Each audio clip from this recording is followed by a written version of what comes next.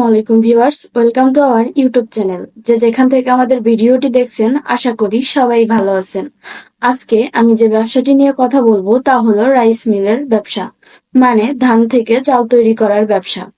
ভিডিওটি আপনার জন্য ইম্পর্ট্যান্ট হতে পারে, তাই স্কিপ না করে ফুল ভিডিওটি দেখার অনুরোধ রইল।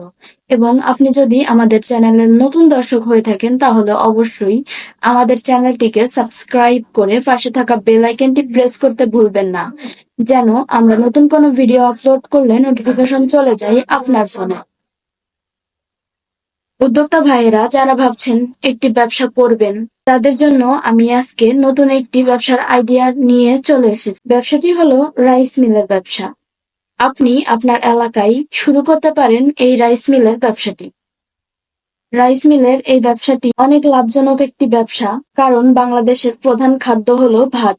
তাই রাইস মিলের ব্যবসাটি বেস্ট একটি ব্যবসা বলা যায়। অন্যান্য দেশের থেকে বাংলাদেশে ধান চাষ হয় সব থেকে বেশি এবং চালের চাহিদাও রয়েছে প্রচুর পরিমাণে এদেশে। বাংলাদেশের মানুষ দিনে 3 বেলাই ভাত খায়, তাই ধান থেকে চাল তৈরির চাহিদাও রয়েছে প্রচুর পরিমাণে। আপনি আপনার গ্রামে রাইস মিলের এই মেশিনটি বসিয়ে রাইস মিলের ব্যবসাটি চালু করতে পারেন এবং মেশিনটি পরিচালনা করা খুবই সহজ।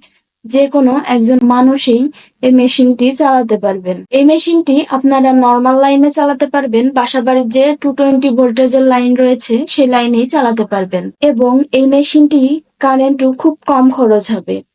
ব্যবসাটি অনেক লাভজনক একটি ব্যবসা বলা যায়। আপনার যদি অন্য কোনো ব্যবসা থেকে থাকে, সেই ব্যবসার পাশাপাশি আপনি এই রাইস মিলের ব্যবসাটি শুরু করতে পারেন। এই মেশিনের সাহায্যে আপনি চালের গুঁড়াও তৈরি করতে পারবেন, গমের গুঁড়া, চালের গুঁড়া ইত্যাদির গুঁড়া তৈরি করতে পারবেন।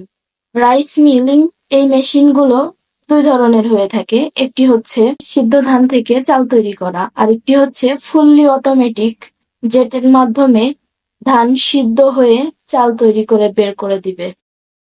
ভিউয়ার্স, মেশিনগুলো বিভিন্ন রকম হয়, বিভিন্ন মডেলের হয়, ছোট এবং বড় হয় এবং মেশিনগুলোর প্রোডাকশন ক্যাপাসিটিও ভিন্ন ভিন্ন হয়ে থাকে।